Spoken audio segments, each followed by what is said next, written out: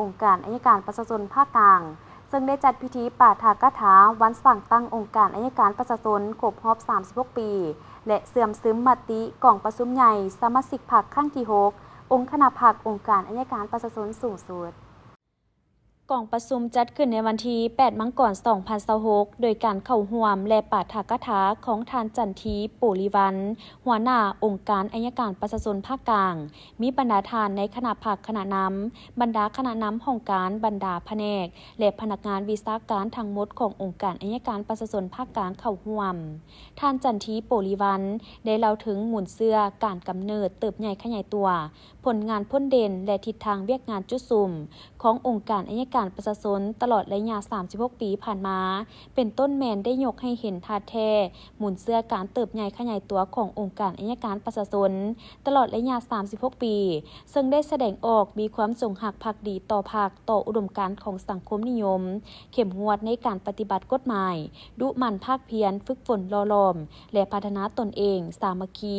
เป็นเพื่อนมิตรสากลโดยเฉพาะกับเพื่อนมิตรยุทธศาสตร์เป็นต้นองค์การอัยการประชาชนสาธารณรัฐสังคมนิยมเวียดนามสาธารณรัฐประชาชนจีนโดยปฏิบัติตามวัตถุประสงค์ของพรรคเพื่อเฮ็ดให้ประชาชนบรรดาเผ่ามีความหังมีผาสุกประเทศชาติมั่งคั่งเข้มแข็งสังคมสามัคคีปรองดองมีประชาธิปไตยยุติธรรมและศรีวิไลการจัดตั้งเวียกงานอัยการแม่นความจำเป็นของพรรคในการคุ้มครองรัฐคุ้มครองสังคมตามกฎหมายเพื่อแนใส่รักษามรรคผลของการปฏิบัติในระยะปกปักรักษาและสร้างสรรค์ประเทศชาติในวันที่23 พฤศจิกายน 1989 กองประชุมสมัยสามัญของสภาประชาชนสูงสุดสุดที่ 2 ได้รับร้องเอากฎหมายว่าด้วยองค์การอัยการประชาชน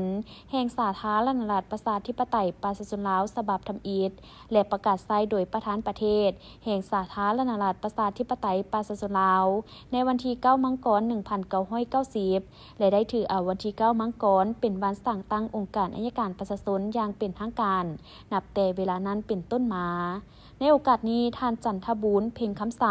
เลขาหน่วยภาคห้องหัวหน้าองค์การอัยการประชาชนภาคกลางยังได้นำเอามติกองประชุมใหญ่สมาชิกพรรคครั้งที่ 6 ขององค์คณะพรรคองค์การอัยการประชาชนสูงสุดมาเผยแพร่เสื่อมซึมอยู่ในพิธีดังกล่าวอย่างทั่วถึงเพื่อเฮ็ดให้พนักงานที่ถูกแต่งตั้งเป็นผู้ช่วยพนักงานอัยการขององค์การอัยการประชาชน